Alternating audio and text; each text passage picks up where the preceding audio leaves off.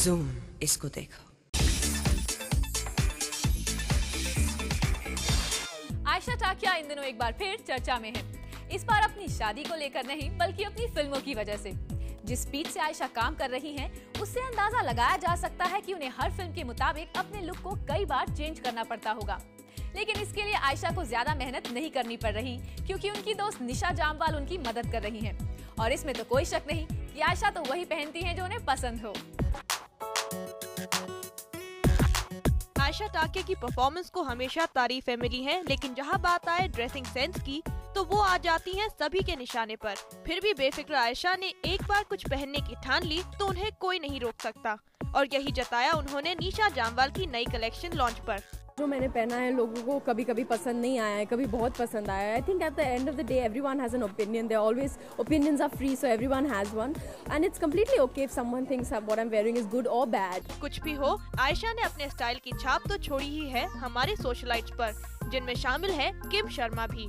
किम ने आयशा का नया हेयर स्टाइल तो अपना लिया, लेकिन उससे कंपेयर किए जाने पर है सख्त ऐतराज। वो यहाँ सिर्फ अच्छी दोस्त निशा के स्टाइल के ही गुण गाए जा रही थी। I don't think in terms of style anything would bound us together. Her creativity and the way her mind works, and that she's always, coming up with different ideas, and that's very interesting.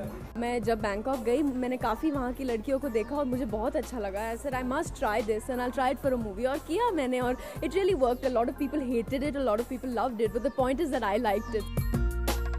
अब आयशा और किम भले ही अपने styles को compare ना करना चाहे, लेकिन attitude में तो मेल खाते ही हैं कि जो भी करो बिंदास होके करो। रोमा श्रीवास्तव, पेज 3, मुंबई। सुष्मिता सेन ने जब बीड़ा उठाया एड्स और HIV की अवेयरनेस फैलाने का, तो उनका साथ देने आई हॉलीवुड एक्टर एशली जड। इसी कॉज के चलते ये खूबसूरत अदाकारा हाल ही में नजर आई मुंबई में। एशली जड ने लिया है जिम्मा इंडिया में एड्स अवेयरनेस फैलाने का, और खबरें हैं इस मिशन में उनका साथ देने वाली हैं सुष्मिता सेन। जहां सुष्मिता के मुताबिक सोशल कॉजेज में उनका योगदान एशली के मुकाबले काफी कम है, वहीं एशली सुष्मिता का साथ पाने से अपना लक्ष्य को आसान होता देखती हैं। Having a terrific Bollywood star with me is something about which I'm very delighted, and I salute her for her interest and commitment into social justice causes. AIDS awareness के लिए यूं तो एशली से पहले रैल्फ फीन्स भी India आए थे, मगर HIV का ज्ञान बांटते रैल्फ खुद घिरे रहे अनसेफ सेक्स के आरोप में। एशली का मानना है कि सेलिब्रिटीज या ब्रांड एम्बेसडर्स की ऐसी हरकतें न सिर्फ कॉज बल्कि समाज को भी नुकसान पहुंचाती है। We all need to be empowered about our reproductive health and to protect ourselves consistently and correctly. Reducing the number of partners is very important. Being faithful and monogamous is very important. Abstinence is also a choice, and of course correct and consistent condom use. Ashley को माना जाता है sexiest actors में से एक। इस वजह से वो शामिल हुई है कई बार ब्यूटीफुल वुमेन की फहरिस्त में। अपने कॉज से ज्यादा ब्यूटी के लिए पहचान मिलने पर एशली को कोई फर्क नहीं पड़ता। Supposedly positive, supposedly negative, it's really none of my business. Either way, I shouldn't allow it to affect me, because if I do, I'm completely at the mercy of the public's opinion. I allow them to take me up, I allow them to take me down. HIV AIDS के लिए बड़े पैमाने पर काम करने वाली Ashley की फिल्में भले ही इंडिया के लोगों ने कम ही देखी हो, मगर इंडिया के सोशल इश्यू से जुड़ने वाली इस खूबसूरत एक्टर को देखने के लिए उमड़ी भीड़ ने एशली का ये मकसद सफल कर दिया। For Kunal Mandekar, Zoom, Mumbai. नोहित साइरसी, शान, उषा उत्तुप के साथ कुछ और सेलेब्स पहुंचे एक चैरिटी फंक्शन में, और इस चैरिटी में ऐड हो गया एक डोज ऑफ फन भी जब गेस्ट ने किया एक शानदार seat down dinner.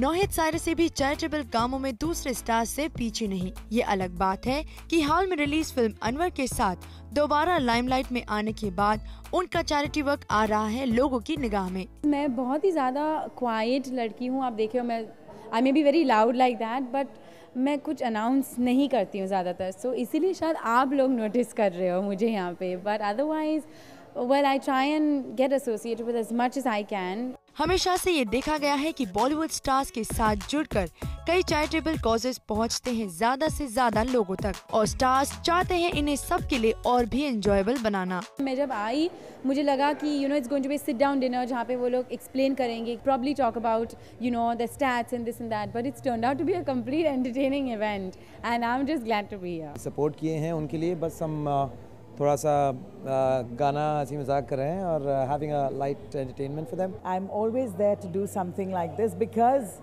that's all I know to do is sing and make people happy. नौहिद ज्यादातर ब्लाइंड एसोसिएशन के लिए काम करती रही है और साथ ही साथ एक संस्था के जरिए वो जिम्मा उठा रही हैं कई नन्हे बच्चों के भविष्य का। लेकिन वो पर्सनली बच्चों को अडॉप्ट नहीं करना चाहती क्योंकि उनकी प्लानिंग है कुछ अलग। मेरे सोच में ऑलरेडी है कि मैं बहुत सारे बच्चे निकालूंगी, पैदा करूंगी। So I don't know about the adopting part. Maybe, like as I said, right now I have adopted a child, but not adopted and kept it for myself. Well संस्था को सपोर्ट करने के लिए भले ही बॉलीवुड के कुछ गिने चुने चेहरे ही आगे आए हो, मगर फिर भी इन्होंने अपनी परफॉर्मेंसेस से इस शाम खूबसूरत समा बांध दिया। मेघना जोशी, ज़ूम, मुंबई।